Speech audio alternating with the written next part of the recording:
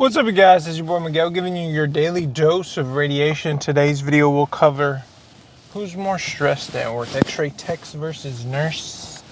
So to give you context, I'm an X-ray tech, do night shift and a lot of overtime, so I work day shift as well. And I know what you're saying, you're like, Miguel, how you know who's more stressed? My lady, the waifu, is a nurse.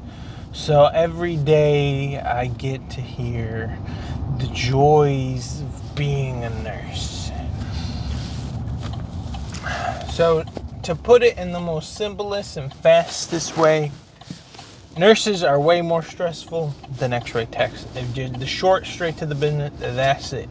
I would almost say you could probably, depending on if you work at the hospital, if you work at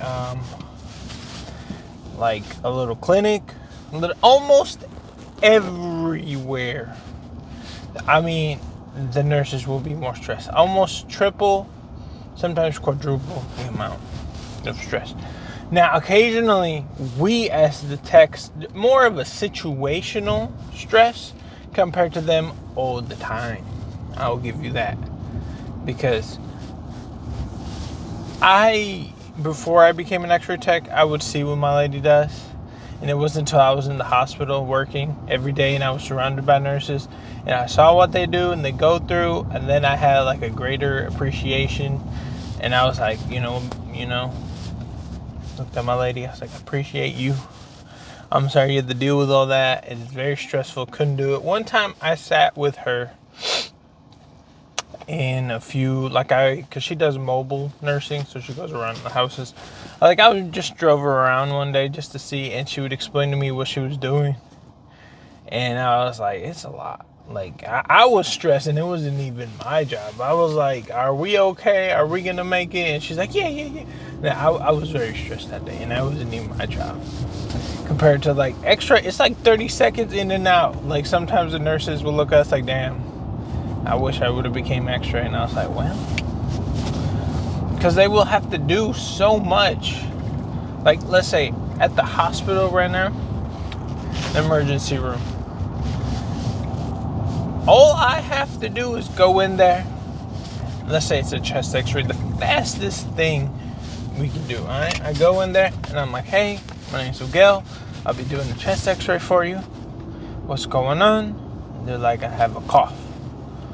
Da da da da. And I'm like, okay, let me put this board behind your back. And I'm like, once again, check your name, date of birth, whatever. And then, okay, take a deep breath in, beep, look at it, okay, we're good, send them off. Doctor contact you with the results, chart it, boom, that's it, I'm done. Versus nursing, one time I sat there and waited because, it was a slow night. It was one, I literally saw them have to whip out the little chart, do a full evaluation, EKGs, lab, and the whole shebang. And I'm just there like, dang. And then they have 4 other patients in the emergency room they got to deal with, which frankly you could have everyone be your patient because X-ray, there's 2 of us, the whole hospital could order, but I mean, on a regular basis, it's a few here and there that have the symptoms. So, and we really don't deal with much. The most stressful I could be is if you accidentally shot or if you shot the patient wrong, under the wrong name, and you put it online, then it gets into where they have to adjust the charting. It's like a headache because you can't fix that, and you have to involve the upper management, headache like that. But majority of the things in my job, if you didn't mess up, your day-to-day job is pretty easy. Or if the equipment's working, it's pretty easy. Let's see what else. The more harder, stressful part of the X-ray job is if it's really, really broken and you're just trying to MacGyver to get angles and stuff to make it look presentable for the rad. Some things, because it's so messed up and broken, that's probably the best you're gonna get. And obviously you'll just document, that this is the best you could get,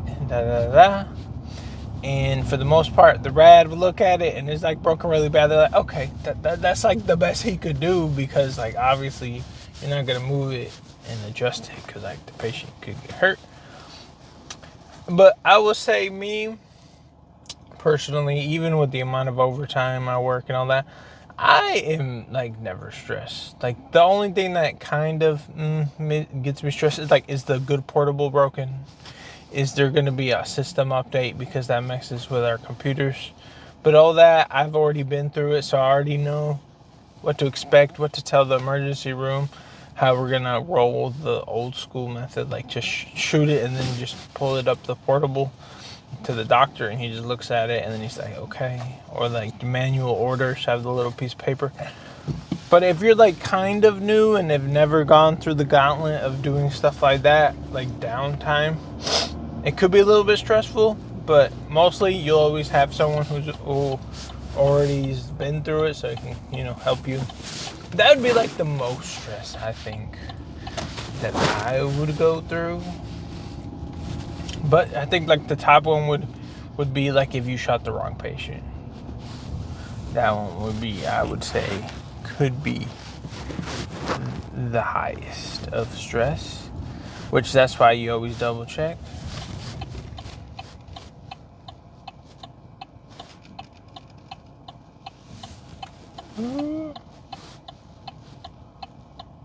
To make sure like you're good and stuff.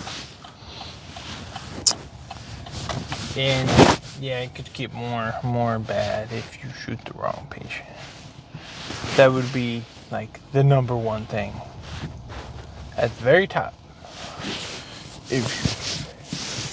But I never had it happen. Always double check. It's pretty hard to happen if you think about it.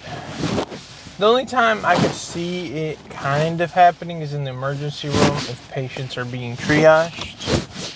And they're kind of like being shuttled in and out, and sometimes the nurses forget to update their locations. I could see how you could end up if you forgot to check. Or sometimes patients have similar names. Rarely it happens. It's almost like shiny Pokemon. Patients will have like the same name, same last name, same birth date, everything the same, every single thing. And if you're lucky and your system has pictures, that will help. If it don't have, it literally comes down to where you live or their symptoms. That will like differentiate. But that's like very, very rare. So it's been your boy Miguel. See you on the next one.